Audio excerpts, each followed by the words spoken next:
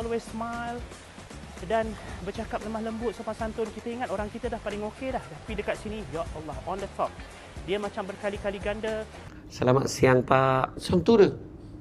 Selamat siang Pak. Silakan Pak. Dia tu. Saya kata, gila tu. Kita nak dapat macam tu kat Malaysia ni, gajo tu.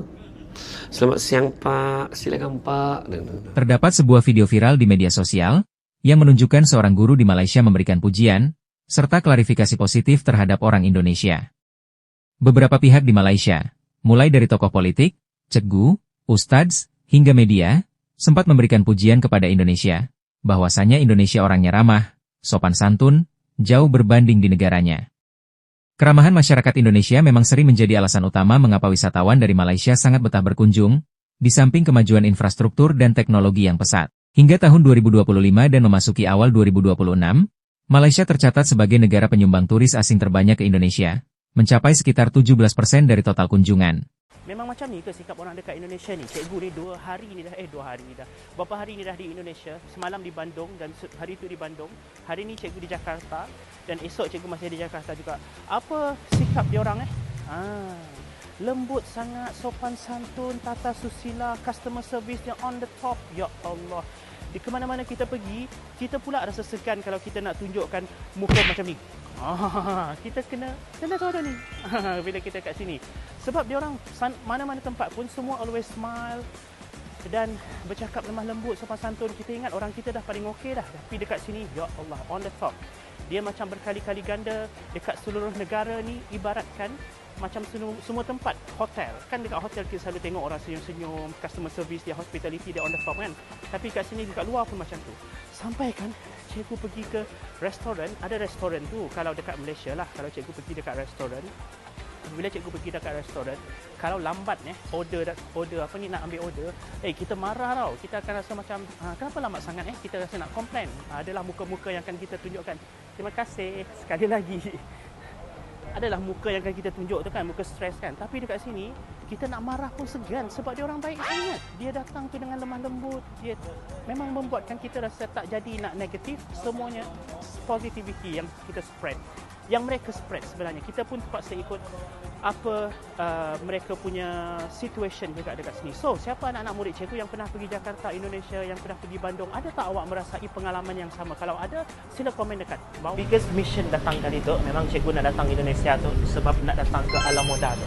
Kedai tu besar, nang best. Jom kita ngagak orang yang dah dikenal je Ustaz. Ya, Agung. Assalamualaikum. Waalaikumsalam. Halo semua. Saya mau lihat kali ini mau lihat baju Melayu. Boleh, kalau untuk baju Melayu nanti di atas. Jom. Oh ya. Guna lift ya bang? Ya. Silah. Ada liftnya 3 tingkat mau. 3 lantai. Ya, 3 tingkat. Last tingkat 3 itu kain lift semua untuk perempuan. Ini best. Ini Ash Blue. Ini Ice Blue. Saya sudah jumpa Ash Blue di sana. Oh, mana kainnya? Apa kali kaca? Yang ini harga berapa? Kalau ini siap dalam tuh size abang dalam 1.3. 1.3 juta. Ya. 1.3 juta. Yang duit kita tuh sih. Iya, berjuta-juta uang abang sudah kaya ini. Betul. Oke, kita nanggak kain batiknya. Ini nanti petanya macam ini. Nggak demo. Oh. Ini berapa ini? Ini siap 2.7 bang. 2.7? Ya. 2.7. 2.7-nya curuti. Yang ini berapa? Yang 23 juta. 23 juta? Ya. 23 juta. Kalau ini lebih, ini dalam di 20 juta kalau untuk yang ini 20? Ya, ini 23. Untuk sedang menyukat-nyukat sukatan cikgu tahun lepas sama dah dengan tahun tu. Waktu itu. Ya. Jadi sukat bagus lah tahun tu kurus lagi ya. Untuk abang kemeja 1, seluar 2, baju Melayu 2 ya. Dengan ya. 1 ini ya. Iya. 2 ini. Ya, ini 2. Ini yang abang kemeja 1 sama baju Melayu 1 ya. Ya. Yang abang kot 1, baju Melayu 1 ya. Iya. Berapa harga tu? 15.700. Datang Mbak datang Siapa mau dicia cikgu macam Abang Danish, macam Abang Zam dan adik cikgu juga dekat situ, tolong komen dekat bawah dan jangan lupa follow account cikgu. Cikgu cia tu bagi tu 22 juta salah berapa juta dek? 15 juta belanja kita. Jadi jutawan. Follow account. Kali datang Jakarta mesti nak pergi shopping makanan dekat Indomaret. Tapi kali ni kita nak pergi dekat HQ dia terus nak tengok banyak mana ada dalam ni. Jom. Menara. Terus kita masuk ke HQ dia terus. Menara Indomaret. Let's go. Macam biasa ada Indomaret Fresh Point, roti-roti. Kita tengok apa ada. Wah, ini ada apa? Oh, roti-roti lah. Roti kat sini. Mana yang tempat nak beli macam snack-snack sweet? Tak jumpa. Oh, situ. Kita nak borong snack-snack yang sedap. Snack dia yang sedap tu singkong. Mana? Ini sedap tau. So, kita ambil. Beli white coffee ni. Ada orang kata sedap. Ambil sabun Haris lah. Sebab dah habis. Lepas tu kita nak ambil coklat ni. Ada orang kata coklat dia sedap. Baru nak try. Ni macam tak ada kat Malaysia. Ambil lah satu ni. Macam menarik je.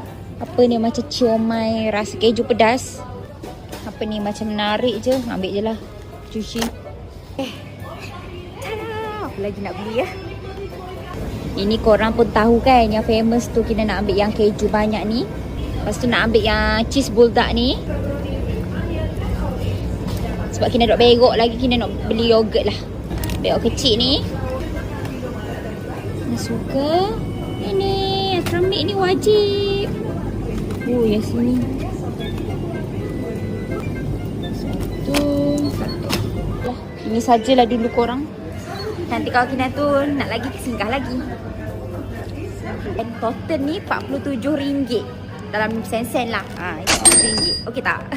Kalau korang datang sini wajib tau point coffee dia. Kena beli terus sebab lagi 1 jam nak berbuka. Kena beli terus sebab lagi 1 jam nak berbuka. Takut buka dalam kereta. Tapi kalau korang datang Ibu Kina kan selalu wajib. Point coffee ni wajib lah.